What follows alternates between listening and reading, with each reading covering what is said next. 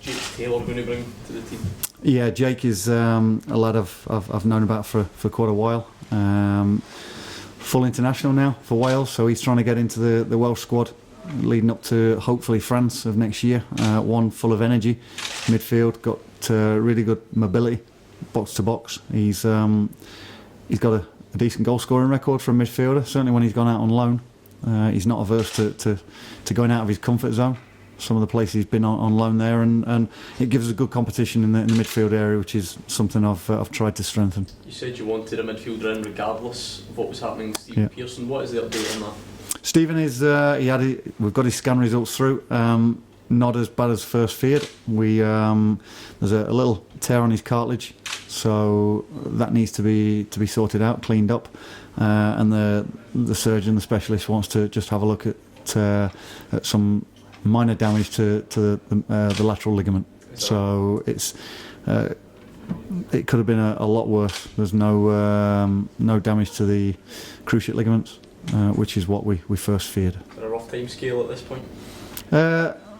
5, 6, 7 weeks, depending. The individual's different. Piro's has been a quick healer in the past, and he goes and does all the right things, lives his life right, and we'll want to be on there as soon as possible. So we haven't pinpointed a game.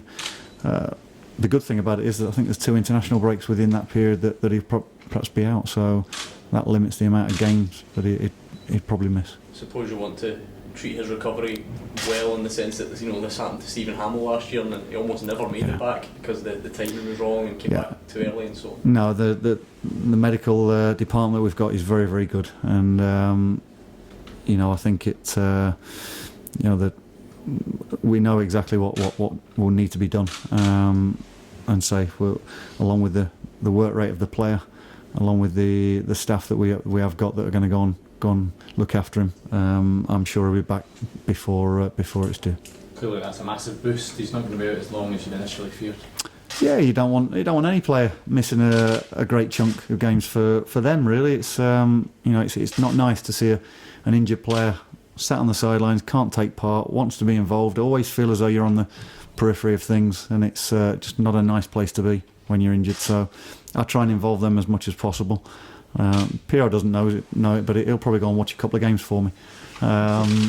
So he'll have a big role to play for us, and we'll get him back as soon as we can. With the acquisition of Jake, do you think that's maybe the end of your summer transfer business, or? Not necessarily. It's we're always on the lookout, see what can improve us. The size of the squad is around about where we want to be, give or take. But if there's someone there's still a couple of weeks of the window to go, and if someone takes our eye, before Piero's injury, I wanted to bring a midfielder in. If we see someone that can go and improve us in a certain area, then there's a chance that we could go. But that it would only probably be one. Would that be an end position? Because there was central mid you were looking for. Yeah, before, but. Yeah. If somebody takes our eye on somewhere and it's a real one you can't turn down, then I know the club's policy, our philosophy is bring good players in, and if they're going to enhance the group, then why not? Robbie Nielsen was saying earlier on today, and I think that he expects you to be challenging, Motherwell to be challenging for a top 6. I guess that's what you'd expect of yourselves, is it? We haven't put any target on we must be top 6. We don't want to be the position where we were last year, and we're steadily trying to build. We're trying to get better as a club. We're trying to get better as a playing squad. I think we have improved. Our first 2 performances have told me that we're on the right track. Not making any predictions that we're going to be a top 6 side, a place in Europe. I don't know what the other sides are fully like yet and how we come up against them, but what I do know is Robbie Nielsen's side have started very, very well. They've carried the momentum through from the championship winning team, and at home tomorrow night they'll be a force to be reckoned with. So we've got to be right on our game. We need to be fresh, full of energy, which we are, and I'm looking forward to what will be a really good atmosphere, and I think that'll give the players a bit of incentive to go and do well. It's a great stage. It's a great ground to. I know I've heard.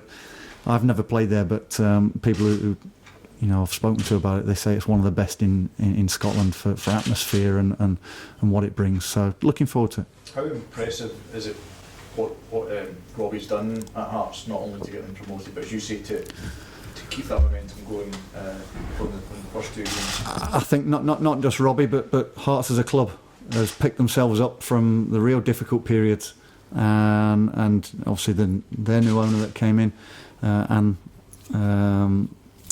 she's really gone and really put a stamp on the club. Robbie and his coaching staff and Craig Levine have gone and took that forward on the playing side of things, and they're a club on the up. So Scottish football, we need that. The clubs all competing, try and make it as competitive Scottish Premier League as possible. Does Jake have a chance of playing? He'll be in the squad, yeah. He'll be in the squad. I've not fully named the team, so but Jake's in the squad. Yeah. How big a boost is it to have Lyle Wainsworth back, given the way he finished last season? We want all the players available, whether they're injured, whether suspended. It makes us weaker, and Lionel finished the season really strongly, and has had a real good pre-season. He, it's frustrating to see him because the way he was performing in training, in the games, pre-season games. You just wanted to use him because he was on his game. He's ready, and if he goes and starts the game, he'll want to go and hit the ground running from where he left off last year. So he was an important player for us, and he will be for this season as well. Any other player available? Yep, pretty much. There was 1 or 2 bumps and bruises we just got to assess, but at the moment it's a similar squad to last week. Did you see the Dundee Hearts? I did, yeah. Do you take some heart? I think, not having seen it personally, but by all accounts, Dundee were on top in the first half and perhaps have been further ahead. Could have been 4 or 5. Really could. But credit to Robbie and the players. They've got a bit of resilience about them. They changed shape a couple of times, moved personnel around a little bit, and they coped with going 1 down away from home and got the victory. So for them, all credit to them. They've started very well. As I said, they'll be a difficult opponent to come up against, especially at home. And we've got to be ready to combat that. Do you feel there are areas that you saw that Dundee were able to exploit that you might be able to take advantage? I always look at games and opposition. I always hope that there's areas we can go and exploit. And Hearts are no different. They're a good all-round side. They're powerful. They've got some big players, and we've got to be ready for it. But I think there's 1 or 2 areas that we can, if we're on top of our game, if we bring our A game to the table, I think we've got a chance as well.